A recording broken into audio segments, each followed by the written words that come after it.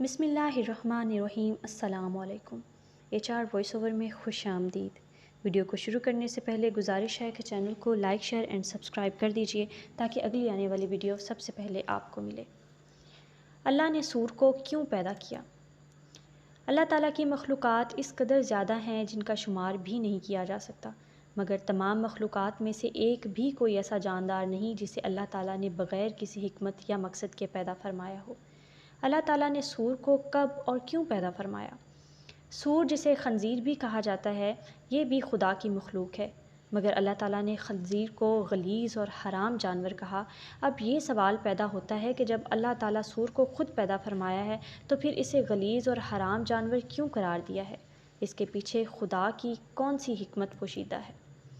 اللہ تعالیٰ نے خنزیر کا ذکر قرآن کریم میں 4 مرتبہ فرمایا ہے۔ سورۃ البقرہ آیت نمبر 173، سورۃ المائدہ آیت نمبر 3، سورۃ الانعام آیت نمبر 145، سورۃ النحل آیت نمبر 115۔ قرآن کریم میں اللہ تعالیٰ نے سور یعنی خنزیر کا نام لے کر اس کو حرام ارشاد فرمایا اور اس کا گوشت کھانے سے منع فرمایا ہے۔ کسی اور جانور کا نام لے کر اسے حرام نہیں کہا گیا۔ بہت سے ممالک میں غیر مسلم اس کا گوشت بڑے شوق سے کھاتے ہیں، لیکن یہ غلیظ جانور ہے اور اس کا گوشت کھانے کے بہت سے نقصانات سائنسی تحقیق سے بھی ثابت ہو چکے ہیں۔ سائنسی تحقیق کے مطابق سور کا گوشت کھانا انسانی صحت کے لیے انتہائی خطرناک ہے اور یہ جانور انتہائی ذلیل اور گندا ہے، کیونکہ سور اپنی مادہ کا دوسرے نر سے ملاپ کروا کر خوشی محسوس کرتا ہے، جو کہ باقی جانوروں میں نہیں دیکھا گیا۔ سور کی خوراک گندگی اور غلاظت ہے، اس کے سامنے صاف چیز بھی رکھ دی جائے تو یہ اسے نہیں کھاتا اور گندگی یا غلاظت نہ ملنے پر یہ اپنی غلاظت خود کھا لیتا ہے۔ اب سوال یہ پیدا ہوتا ہے کہ اس قدر گندے جانور کو اللہ رب العزت نے کیوں پیدا فرمایا اور سور کی تخلیق کے پیچھے کیا وجہ تھی؟ دوستو، حضرت عبداللہ بن عباس نے ایک حدیث مبارکہ کو روایت کرتے ہوئے فرمایا ہے کہ جب حضرت عیسیٰ ابن مریم علیہ السلام کے حواریوں نے آپ علیہ السلام سے کہا کہ اے عیسیٰ علیہ السلام، آپ ہمارے لیے کسی ایسے انسان کو زندہ فرما دیجئے جو ہمیں حضرت نوح علیہ السلام کی کشتی کے متعلق درست معلومات فراہم کر سکے، تو حضرت عیسیٰ علیہ السلام نے تھوڑی سی مٹی کو اٹھایا اور فرمایا کہ یہ مٹی حام بن نوح کی مٹی ہے۔ پھر آپ علیہ السلام نے اس مٹی پر اپنا عصا مارا تو ایک بوڑھا شخص اٹھ کھڑا ہوا۔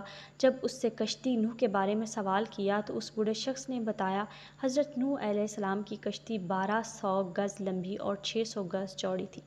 اس میں 3 منزلیں تھیں۔ پہلی منزل میں حضرت نوح علیہ السلام اور تمام جانور موجود تھے، دوسری منزل میں انسان تھے اور تیسری منزل میں پرندے تھے۔ جانوروں کی غلاظت کی وجہ سے کشتی میں گندگی پھیل گئی اور بدبو اٹھنے لگی، جس کی وجہ سے حضرت نوح علیہ السلام بڑے پریشان ہوئے اور اللہ تعالیٰ سے دعا فرمائی۔ تو اللہ رب العزت نے حضرت نوح علیہ السلام کی طرف وحی فرمائی اور آپ علیہ السلام کو حکم دیا کہ اے نوح، اپنے قریب کھڑے ہاتھی کی دم کو پکڑ کر ایک طرف کھینچو۔ پھر حضرت نوح علیہ السلام نے اللہ کے حکم کے مطابق ہاتھی کی دم کو پکڑ کر چھٹکایا۔ 2 جانور نکلے جو کہ خنزیر نر اور مادہ تھے۔ یہ فوراً جانوروں کی پھیلائی ہوئی غلاظت کی جانب لپکے اور کچھ ہی لمحوں میں ساری گندگی کو چٹ کر گئے۔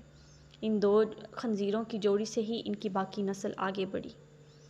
آپ سمجھ چکے ہوں گے کہ جس جانور کو اللہ تعالیٰ نے گندگی صاف کرنے کے لیے پیدا فرمایا وہ گندا ہی ہوگا۔ سائنسی تحقیق تو آج ہو رہی ہے، اللہ رب العزت نے 1400 سال پہلے سے ہی ہمیں اس جانور کی حقیقت سے آگاہ فرما دیا تھا۔